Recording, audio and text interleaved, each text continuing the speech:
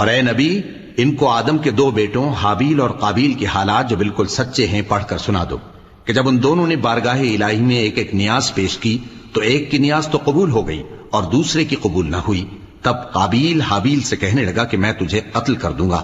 اس نے کہا کہ اللہ پرہیزگاروں ہی کی نیاز قبول فرمایا کرتا ہے، اگر تو مجھے قتل کرنے کے لیے مجھ پر ہاتھ چلائے گا تو میں تجھ کو قتل کرنے کے لیے تجھ پر ہاتھ نہیں چلاؤں گا۔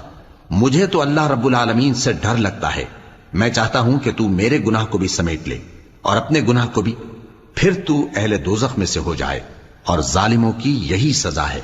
آخر اس کے یعنی قابیل کے نفس نے اس کو اپنے بھائی کے قتل ہی کی ترغیب دی تو اس نے اسے قتل کر دیا، پھر خسارہ پانے والوں میں ہو گیا۔ اب اللہ نے ایک کوا بھیجا جو زمین کوریدنے لگا تاکہ اسے دکھائے کہ اپنے بھائی کی لاش کو کیسے چھپائے۔ کہنے لگا، ہائے کمبختی، مجھ سے اتنا بھی نہ ہو سکا کہ اس کوے جیسا ہی ہوتا کہ اپنے بھائی کی لاش چھپا دیتا۔ پھر وہ پشیمان ہو گیا۔ اس قتل کی وجہ سے ہم نے بنی اسرائیل کے ذمے یہ بات لکھ دی کہ جو شخص کسی کو ناحق قتل کرے گا، یعنی بغیر اس کے کہ جان کا بدلہ لیا جائے یا ملک میں خرابی کرنے کی سزا دی جائے، تو اس نے گویا تمام انسانوں کو قتل کیا، اور جو ایک انسان کی جان بچا لے تو گویا اس نے سارے انسانوں کو زندگی دے دی۔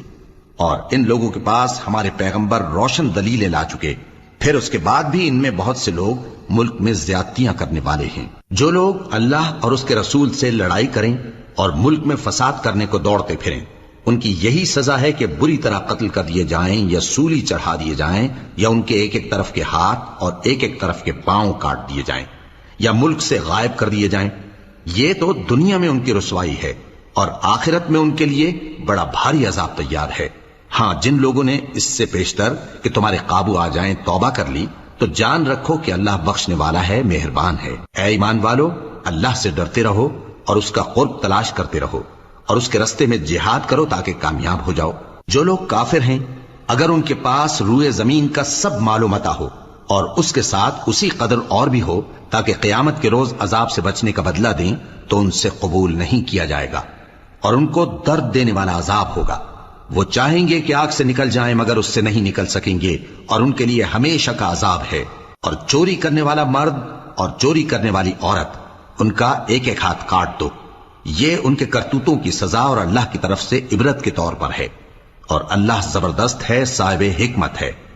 پھر جو شخص گناہ کے بعد توبہ کر لے اور نیکوکار ہو جائے تو اللہ اس کو معاف کر دے گا۔